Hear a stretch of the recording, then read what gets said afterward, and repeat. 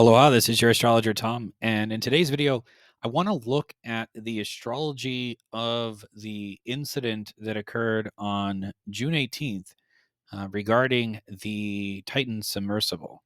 So, if you if you don't know it, the Titan is a basically it's a I would call it a submersible that carried about 5 people down toward the wreckage site of the Titanic, and it is believed to have imploded on its way down. And so I was seeing it kind of throughout the all over the internet, and so really, you know, the mundane astrology that I tend to do, this branch of astrology is called mundane astrology, is usually focused on looking at the energy of a business, right? I focus a lot on entrepreneurial astrology and helping entrepreneurs and helping those in personal growth tap into astrology and that type of thing. And so mundane astrology also includes events and countries and companies, of course.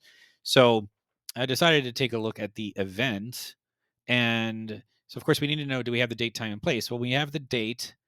The time I used, 11:15 a.m., is the local time of the last contact that the mothership had with the submersible. So the submersible was contacting the mothership every 15 minutes. That was the last contact. So basically within that next 15-minute mark, something went awry. And so looking at the fact that all of the house cusps are at the early part of the degree range, 15 minutes, the degree on every 4 minutes, the degree on the ascendant changes. So within a 15-minute period of time, we're looking at maybe 4 or 5 degree changes. That's not going to change the house cusp. So at least we have the signs on the houses to look at here. And then the location that I used is actually the recorded location for the Titanic's bow. So the actual largest part of the Titanic. So I used the coordinates there. Um, let's see here. So as we dive in, so the I did look at a couple of things kind of right out of the gate, but I kind of want to be a little bit methodical and step around the wheel here and look at this. So the first house is really, for an event chart, it's going to represent the main focus of the event. Um, and I mean, a Virgo rising event chart with nothing in the house, it's like, okay, I mean, there's really not much to point out there. And then let's see. So the second house with Libra on the cusp, second house in event charts, basically what things are going to be of value. And so here is Libra, which in this case could represent the idea of one of the things Libra can be is basically it always is able to see both multiple perspectives, and so it just kind of go like it it's not really going to be much of an issue here unless basically if there was any conflicting information, they may have just seen the fact that everything could still be okay to proceed and missing a few other details as we'll get into. The first quadrant, first, second, third house here, not as important as I want to get to where the planets are, but I do want to be methodical in the approach. Now, the third house, where the transiting south node is, the third house in the event chart does represent the attitude, the interactions, the communication during an event. And so, interestingly enough, with Scorpio on the third house cusp here, maybe the communication wasn't the greatest. Maybe they were getting in their own way with communication. Maybe they were missing what other people were trying to communicate to them. Because Scorpio, it's like you can end up stinging yourself with the tail there. And so, South Node in Scorpio, which is what's transiting right now, and we're about to wrap that up soon. Actually, the it's like learning to have whatever transformation needs to occur so that you can tap into more North Node Taurus energy, tap into more of that practical, tangible, methodical, slow and steady, focused, energy, and then be able to bring that methodical approach into your transformation. And so this is really interesting to me, because it's like, hey, were there things that were obvious that were being communicated that people were just getting in the way of, or they weren't hearing? Could very well be.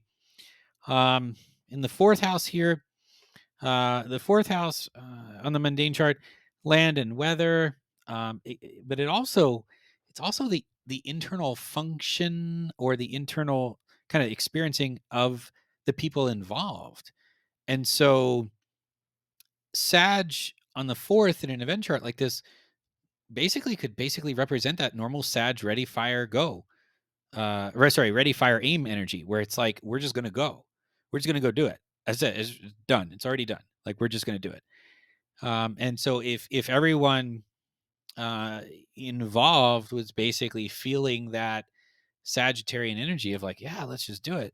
And Sag is also adventure, right? So I mean, there's a good case to be made around the idea that these people were looking for adventure, right?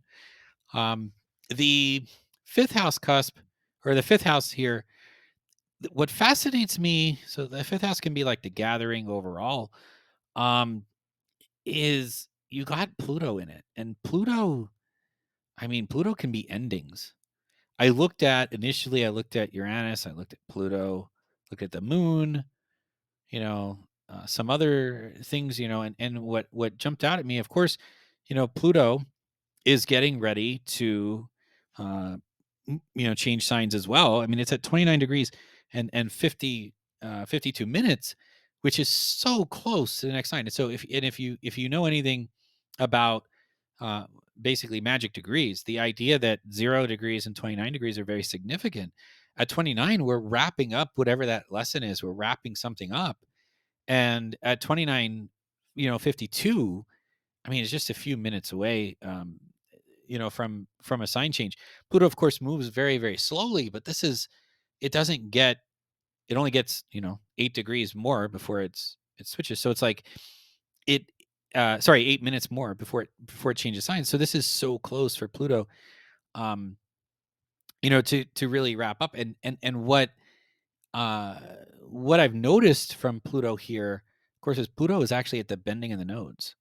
So if you follow me at all, you know how much I really enjoy the nodes. And the bending of the nodes is when a planet squares the uh, both nodes. It's basically at the midpoint of the nodes. And in this case, interestingly enough, um, you got Pluto at the bending of the nodes, and it also makes it also makes an inconjunct. Let me just confirm that. Yeah.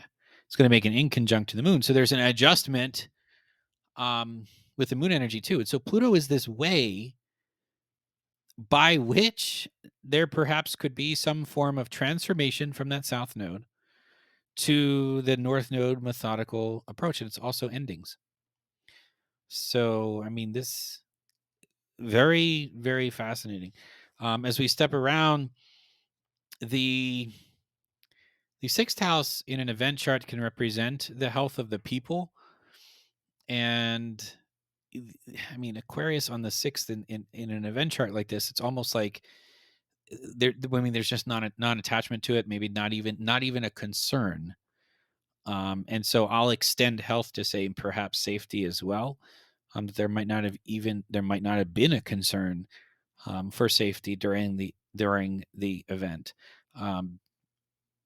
Or they weren't really focused, they weren't really conscious on what was going on. Carrying that over into the seventh in an event chart or in a mundane chart can represent victims, can represent those that we don't like, and really just the other people involved. And so, yeah, I mean, Pisces on the seventh here, I mean, Pisces requires a level of being conscious. It's Pisces has a lot of just you can lose track of things. And so it's like, what's really going on? What's really going on in this situation? Um, the eighth house jumped out at me because, of course, the eighth house, we always say sex, death, and transformation. Um, so the natural house of Scorpio, which we talked about in the third house, but also Chiron's there, and Chiron, the wounded healer, the wound of the soul, um, and the eighth house cusp in Aries. So was there a completion of the self, and uh, a move to overcome that and whatnot? The the Chiron is trining Mars in the 12th, which we'll get to. So I think that's significant as well. The ninth house can refer to gatherings a little bit more. Of course, travel and expedition and exploring, and also can represent the law and legal matters. Now, I'm not an attorney at all. Um, I don't want to speculate or anything like that, but it is fascinating to me that you have the North Node there, and so would I like if this was a company chart? If I was looking at the date that a company was created, and they had this placement, this North Node in Taurus in the ninth, I might say, look, one of the things you're going to want to make sure that you do is figure out how you're going to, build compliance into the things that you do and make that part of a regular process. Make sure that that you have a strong legal team, not from the perspective of like, not from a defense perspective necessarily, but from a compliance perspective, right? So kind of the same, the event chart. It's like, well, okay, yeah, we were moving in the direction of exploring, and uh Jupiter can refer to that exploration, of course, and Uranus can be sudden, right? So and you got Uranus and Pluto very, very close in orb, right? So almost like that sudden transformation or that sudden ending to occur. Then moving along in the 10th house, the public image, the people at the top of the corporation. This, if it were a business chart. So what's the public? I mean, just look, here's Gemini on the cusp. So perhaps it was, hey, they were getting two different messages. Maybe there were two different messages being presented. I mean, one example of that could be, yeah, it's safe, and the other one could be, well, you're not, you're. I mean, I saw somebody who had gone on the vessel before and said that, hey, there were 3 times on the first page it said, death is a possibility, right? But yet the people who represented the company were speaking, saying, yeah, it's safe. I mean, I kind of learned a long time ago, go with what's on the paper. Like, I don't put anything in my contracts that like, I'm like, if like, you don't have to anyway. It's a so like, were they getting two different messages? What was the public image of this company, right? um the 11th house is referring to generally the masses, or a large group. This was a small group. I mean, there was about 40 plus people on the mothership, but there was only 5 people in the submersible. The interesting thing here is, yeah, okay, there's no planets. It wasn't really a large group, but what do you have? You have Cancer on the cusp, the families, right? The home life. Like, what's the significance there? Could be the people that they left behind. And then the 12th house, what's hidden, what's unknown, also representing endings, can also represent confinement in a mundane chart, in an event chart, or and interestingly enough, with Leo there. So it's like that Leo in its lower expression can uh, be significant when it comes to like that the ego. And so it's like, hey, we might just be unaware that we're missing the boat here, so to speak. And with Venus and Mars there, Mars the action taker, and it's like we're just gonna go do it anyway. Combining that with the Sag on the fourth, right? So, and Lilith is has very positive things to it, but Lilith is generally shadowy, and one of its lower expressions can refer to trauma, misfortune, or suffering. And so it's like you're putting Lilith in Leo in the 12th next to Mars. Um, like I'm usually extremely positive in my reads, and I go into, hey, how do we tap into the lower expression just so that we can become aware of it, so we can rise above it, and we can take advantage of a higher expression. I mean, this event chart. Look, some other event could have occurred at the same date, time, and place, and not been tragic.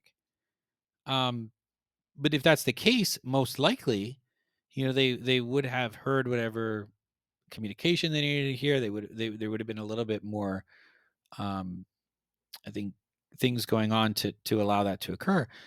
But this, combining that, right, and you got, at 20 degrees Leo, um, I mean, just it's so close to the Mars that it really